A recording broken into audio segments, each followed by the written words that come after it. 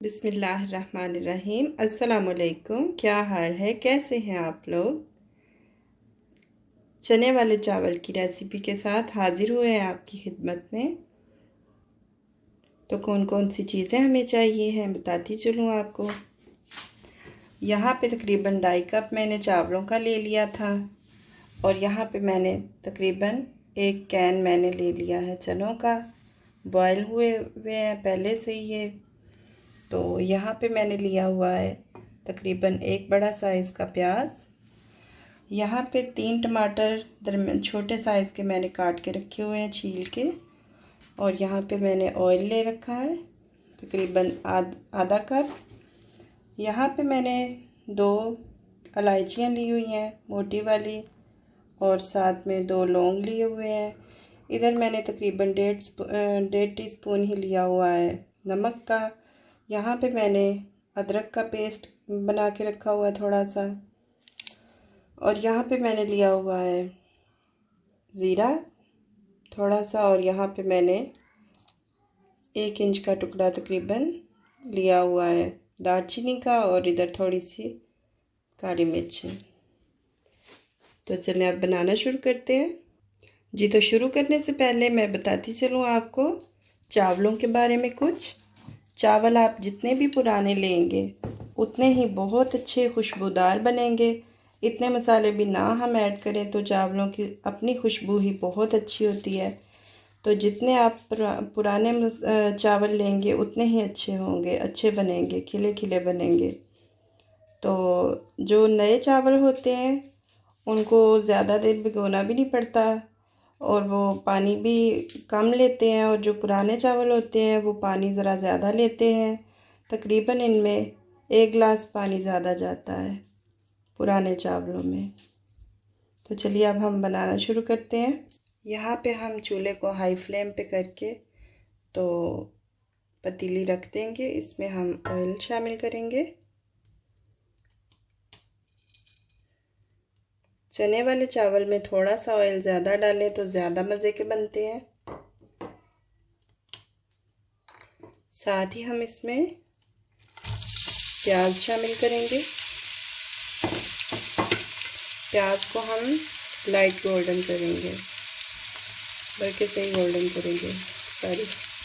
प्याज हमें इस तरह के ब्राउन करने होंगे, ब्लैक नहीं होने देंगे वरना कोई कलर नहीं आएगा। इस तरह अगर हम ब्राउन कर लेते हैं तो बहुत अच्छा कलर आता है चावलों का। अब हम इसमें पानी शामिल करेंगे। ज़्यादा पानी नहीं शामिल करना, सिर्फ थोड़ा सा ही करना है। साथ ही हम इसमें नमक डाल देंगे।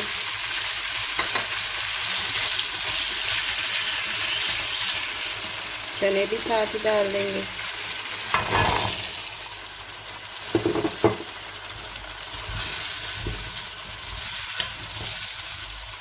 यहीं पे हम सारे मसाले ऐड कर देंगे।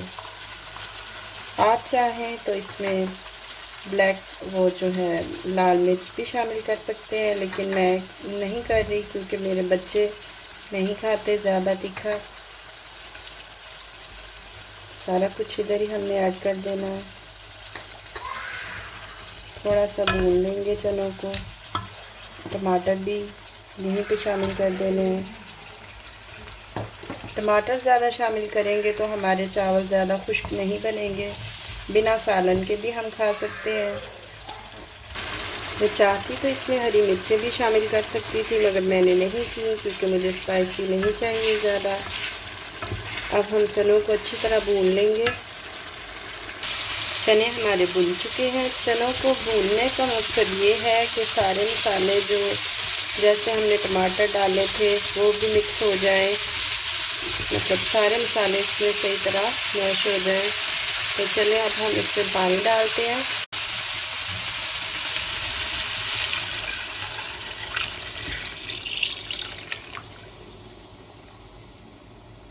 अब हम पानी के बॉयल होने का इंतज़ार करते जी। तो पानी हमारा बॉयल हो रहा है।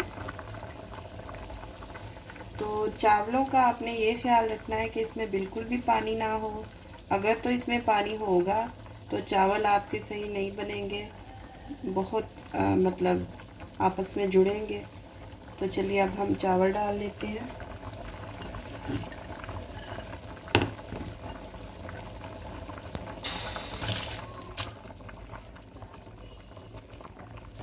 चावल हमने डाल दिए हैं, तो अब हम इस पर ढक्कन लगा देंगे। चूल्हे को हमने हाई फ्लेम पे ही रखना है जब तक पानी ना ड्राई हो जाए। तो यहाँ पे एक टिप और बताती चलूँ आपको कि अगर आप चाहते हैं कि आप ऐसे ही बोल चावलों वाला ऐसे ही उडेल दें पानी में, तो आसानी के लिए तो फिर यहाँ पे पानी आपने थोड़ा ऐड करना है ना। तो चावलों का पानी फिर, क्योंकि चावलों में तो ऑलरेडी पानी रहता ही है, जितना मर्ज़ी हम निकाल लें। पानी हमारे चावलों का खुश्क हो चुका है। अब हम चूल्हे को लो फ्लेम पे कर देंगे और इस पे ढक्कन लगा के थोड़ी देर के लिए छोड़ देंगे, तकरीबन 5 मिनट के लिए।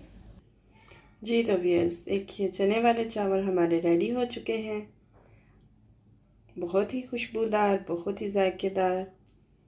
तो अगर तो आपको हमारी रेसिपीज़ पसंद आती है तो बट हम यूनिटी चैनल को सब्सक्राइब कीजिएगा, लाइक एंड शेयर भी कीजिएगा और कमेंट भी ज़रूर कीजिएगा। हमें इजाज़त दीजिए। अल्लाह हाफ़िज़।